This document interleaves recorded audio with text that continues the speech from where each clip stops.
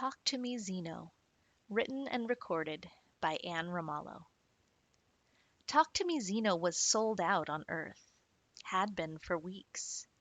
Every Galaxy-class parent in the Milky Way wanted this lovable plushie, pre-programmed with 10,000 toggle phrases. The perfect Christmas gift. It wasn't just the creature's imploring black eyes, backlit with the writhing, intricate characters of the Toggle alphabet. Brilliant, Lena thought. Or its smooth brown tentacles that undulated gently when they detected a voice. Really, Lena reasoned, it was about the opportunity to immerse one's child in the language of the newest beings in the network. Even to Lena, the language sounded like a garble of clicks and grunts and hard to pronounce slurps. And she had a trained ear and a trained mind. Nevertheless, when she tried to speak Toggle, to say her name or ask for a bathroom, it sounded like she was eating soup obnoxiously. So bad was her Earth accent. But if Shreya could learn it now, at 2 years old, her mind was the perfect sponge. Lena imagined the possibilities, imagined her daughter as an ambassador with an entourage of staffers, or even chief of thought marketing at an intergalactic corporation. So when Lena's lens implant alerted her to a fresh delivery of Talk to Me Xenos at Target on Enceladus, she and Kevin decided the overnight trip would be worthwhile. Kevin had volunteered to go, but something inside Lena longed to venture out herself. I think I should go, she had said. Are you sure? I'd be more useful if there was a tussle, Kevin offered. Lena had shrugged her willowy shoulders. But if we need to negotiate, I'd be the one. Fluent in 4 languages and conversant in 5 more, Lena felt confident in her ability to barter, cajole, or demand. She was eager to try. She could feel her Naru getting rusty from lack of use. Somehow, none of the other moms in playgroup knew enough Naru to keep her sharp. I want this, she had said in a flat voice that belied the pressure of her fingernails digging into her clenched fists. So here she was, on the crowded express shuttle to Enceladus, breaking the Earth's atmosphere for the first time in nearly 3 years. Lena felt a pang of nostalgia along with the pull of gravitational force on her cheeks. Strange how she'd never appreciated the ache of it before. As soon as the shuttle escaped gravity, Lena felt her cares melt away. She unbuckled her straps and floated toward the handholds of the upper level, pressing her nose to the window to watch Earth fading behind her. Hot air balloon, beach ball, basketball, tennis ball, marble, a flickering star. Kevin and Shreya, and 27 spill-proof cups, all of them the wrong color, all shrunk to the size of that distant star. Lena wondered, is that really how small her world had become? Her attention drifted through the shuttle cabin and meandered through the hum of conversations. My son, mi hija, wurde Arzt, wurde Nier, schläft nicht, lamenta o dia todo. Serves me right for procrastinating. For the journey, passengers put aside the fact that they were adversaries, vying, most likely, for the same few hundred toys. For 5.5 hours, they were comrades, the lucky ones, the parents, and they were taking their jobs seriously. Across the aisle, someone pulled out a pouch of wine. Another pouch drifted between passengers from the stern. Lena bit down on the valve as it floated into her hands, and she tasted the bitter liquid, tinted with notes of cedarwood and cinnamon and plum? It didn't matter. Lena bit down once more and let the flavor spread across her tongue before dutifully passing the pouch to the woman beside her. The conversations around her began to slow and swirl. Lena opened one of the carabiners on her jacket and clamped it into the handhold. She let the absence of gravity carry her limbs like a current. She stared deep into the stars until her eyes lost focus. How wonderful to escape the weight of the world. Lena was glad she had insisted. At hyperspeed, the express voyage to Enceladus took 5.5 hours. An intense commute, but worthwhile for many Earthlings. Enceladus, the icy moon circling Saturn's E-ring, was a commerce center, and its paraterraformed capital of Agrestibus was a gathering place for many varieties of oxygen-fed beings. Lena had made the trip before, and Enceladus Target was one of her favorite places in the galaxy. Freight ships from across the Milky Way and beyond poured in daily, bringing a steady flow of intergalactic must-haves, and the creature watching was unparalleled. Lena woke to a beam of red light flashing on her retina. When she opened her eyes, she saw passengers returning to their seats to strap in for landing. Already? That must have been the longest nap she'd taken in years. Enceladus gleamed like a jewel on the horizon, and the green of Agrestibus was a conspicuous inclusion on its gleaming white surface. A haze of erupting snow cannons stretched toward Saturn, whose swirling colors loomed beyond. Lena looked out her window as the shuttle slowed for approach. She searched the black sky for a glimpse of the universal wayfinding signage she'd helped design once, a lifetime ago, before Shreya's little pink hand had grasped her pinky.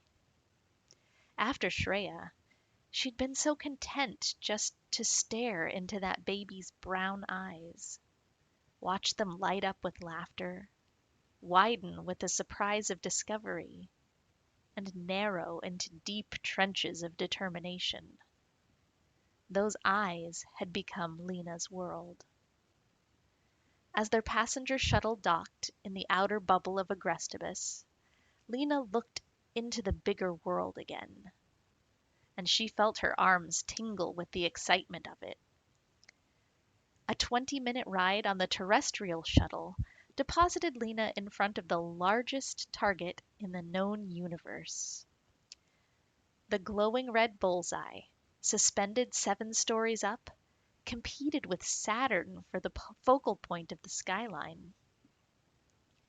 The world inside its double automatic doors was almost familiar. It had the same white tile floor, fluorescent lights, and red shopping carts as Earth targets. Seemingly endless aisles of merchandise were punctuated by colorful end cap displays and tasteful tableaus. Shimmering white Christmas trees, probably carved from the moon's icy boulders outside the bubble, made a wintry wonderland. Beneath their bows sat a bounty of Target's hottest gifts, including Talk to Me Xeno. Lena reached out her hand and swiped through the hologram. A wave of smells hit her as she passed the food court. Spicy, earthy, salty. The best chefs from around the galaxy were ambassadors for their worlds here at Enceladus Target. She wondered if she had time to pick up some Goral. Her mouth watered as she thought of the fluffy, fried balls of loshi dough and the way they fizzed and evaporated on her tongue. Like eating a good kiss. Lena bit her lip. But one look at the herd of bodies migrating toward the toy section told her she had best follow the crowd. Priorities. At Housewares, it became too crowded to move another step. Lena was pressed shoulder to thorax with a throng of bodies. She trained her lens into the distance and discovered the toy section tied off in lasers, a hologram clock counting down the time until Talk to Me Xeno would be available. 3 hours and 47 minutes. A pouch of Goral would have sweetened the wait, but then she would have been a layer further back in the herd. Even now, Lena wondered if she had a chance at getting one of the coveted little togrels. There was nothing to do but relax into her spot and enjoy the Naru carols playing through the store. It was a hummy language anyway, full of sighs and nasal sounds, and soon Lena found herself humming along. Once she saw a group of actual Naru women wagging their mouth parts in unison and singing along enthusiastically, Lena began to think that 3 hours may be too short a wait. The din in Housewares was similar to that on the shuttle. Mein Tochter, mein Sheon, Mari Beatty, Sik Lengi, Emparera, Kederon, Hewo Yayanda. He has to learn, or else. Or else what? Lena wondered. Or else they end up earthbound, never seeing any of this. Saturn's icy rings reaching out like an explosion. Mannequins with tentacles and air bladders and fleshy nose parts, sporting opaque, silvery oxygen hoods and lavender morning jacket overcoats buzzing with families of bioluminescent bacteria. Added to the loud symphony of human voices, by far the loudest, were guttural rumbles, shrill chirps, and clucking light as moth wings, more a feeling in the inner ear than an actual sound. Lena wanted to cry, and not from the blisters forming on her feet. The universe was so big. She had been so busy looking into one little face that she'd forgotten. By the time the clock counted down to 2 hours and 13 minutes, Lena found herself in conversations with the parents pressed around her. You don't have the color morphing sippy cup? Yes, mine does that too. Yeah, well, just wait until 3. But we're so lucky. School. We're thinking of moving to Finland. So expensive. Zorg slorp. A long, fleshy Zid interjected. Come to our planet. We inject the little ones with knowledge. Much kinder that way. Lena smiled at the Zid and extended her front leg, presenting a pouch of big, ovular flexor beans. Lena relished the gush of salty chlorophyll between her teeth and looked forward once more to the Goral. No one made it like Enceladus Target.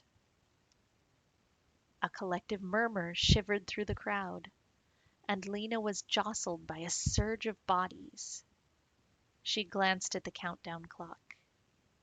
5 minutes. She felt her heartbeat quicken. As she scanned the crowd, she observed faces once friendly and open, now set in quiet determination.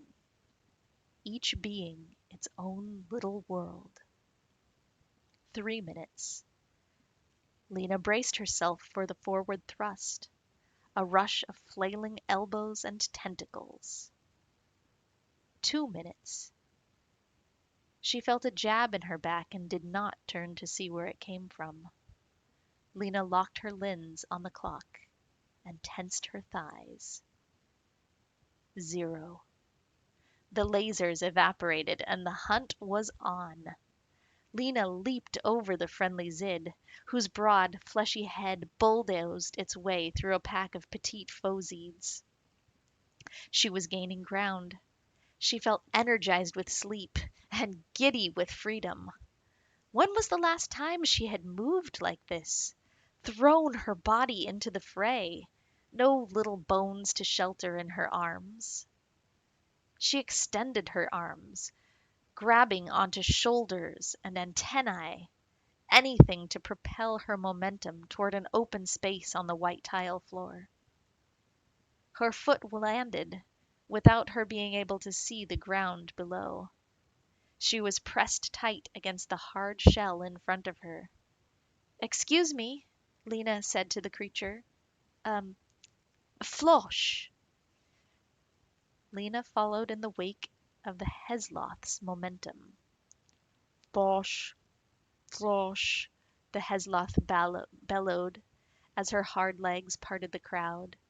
And "Flosh," Lena would echo as she followed like a barnacle on the smooth black shell.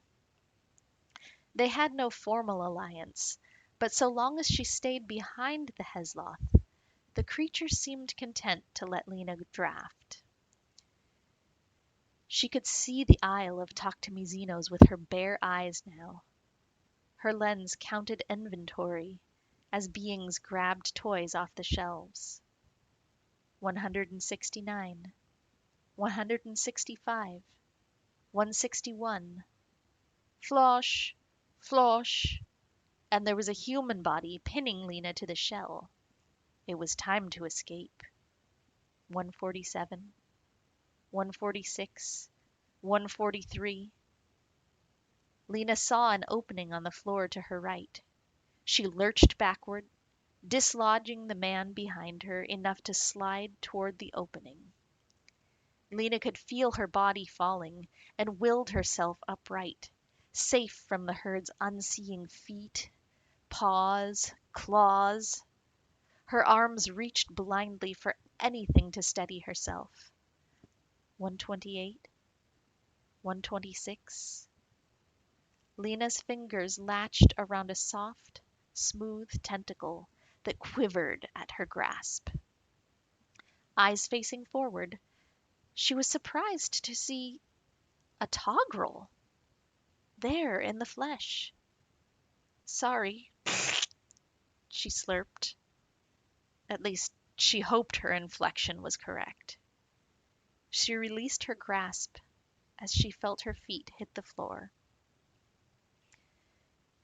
The togrel clicked its mouth indignantly. It? Her? Him? She wasn't sure. She'd never met a real togrel before. 96, 95, 92. Lena stayed shoulder to shoulder with the togrel as they pushed their way forward. 87, 56, 39. Lena's stomach tightened. She reached her arm out and felt her fingers connect with number 19. She pulled a tentacle toward her, but there was resistance. The togrel, the real togrel, had also grabbed onto the 19th to last doll. Her lens continued to count down. 13, 8, 5. It was this one, or Lena went home empty-handed. She tugged against the togrel's firm grip, and it tugged back. Behind them, a red-vested Zid activated the laser barrier as a pile of beings clamored over the last Talk to Me Xeno. The struggle over 19 came down to Lena and the toggle. How ridiculous, she thought as she pulled. Fighting a toggle for a toggle doll. What could it want with this? It already spoke the language. Why? Lena clicked. Why? She tried to remember the word for daughter or child. If she could make the toggle understand. It grunted back. Then, in labored English, me, my. Lena noted how it pressed its flesh awkwardly to form an overpronounced Me? Well, it was. Almost. Lena looked from the toggle to the plushie, which looked like a silly caricature, its eyes too wide and hard, its smile imbecilic. And yet, here was a being that, until last year, may have thought its kind alone in the universe. Someone who had never been to Target, who may not have known what a talking plushie was. An untapped market, they called it. And wasn't that the point of their sudden popularity? For many people, it was. Though Lena liked to think her own curiosity was more intellectual than commercial. That seemed more pure, more tolerable. But the experience of that toggle in Target, learning English, overpronouncing M's with maladapted anatomy, it humanized the creature. This wasn't just an intellectual exercise. Lena looked into the toggle's wide black eyes. You, she clicked. Her grip loosened. Yours? Her hands returned empty to her sides, and her throat ached. The toggle did not run off with its loot. It stayed, its eyes locked with Lena's. The tentacles forming a crown over its head began to stir, as if ruffled by a breeze. Lena watched as the two outermost tentacles began to stretch, longer and longer, like snail antennae, until they reached Lena's ears. She felt a whirring through her head as those tentacles cupped her ears. Her body was consumed by the sound of a slurp. She felt like it would suck her inside out, but she dared not move. Her vision went dark. Then, suddenly, she knew. Before her eyes, clear as anything, Lena could see a young woman. She was happy and content. She floated among the stars, her smile beaming like the gentle rays of a distant sun. Lena looked into her eyes. She knew those eyes. They were her world. Shreya, she breathed. The din of Enceladus Target trickled back into Lena's ears as the toggle retracted its tentacles. Lena blinked, and the vision faded.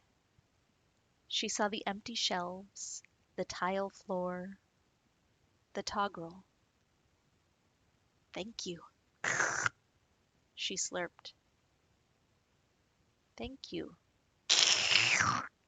The toggle slurped back, correcting Lena's inflection.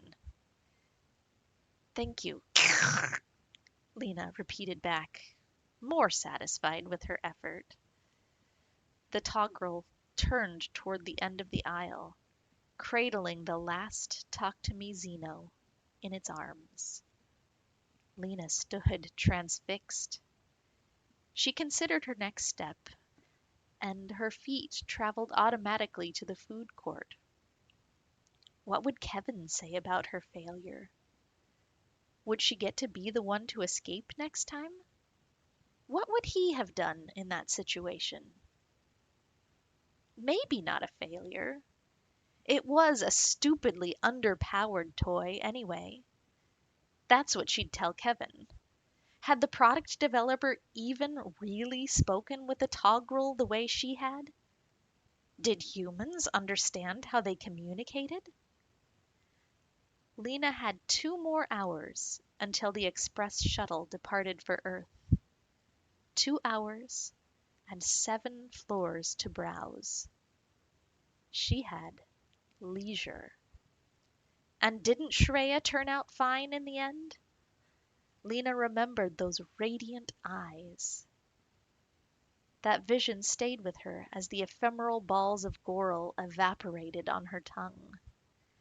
It allowed her to linger over her flabberberry tea. From her cozy food court table, she watched the beings clutching their pouches as they moved through the checkout. Some expansive and triumphant, some slumped with the exhaustion of a fruitless effort. She hummed along with the Naru carol. Lena's world was small, but the universe was so vast. And for now, here she was.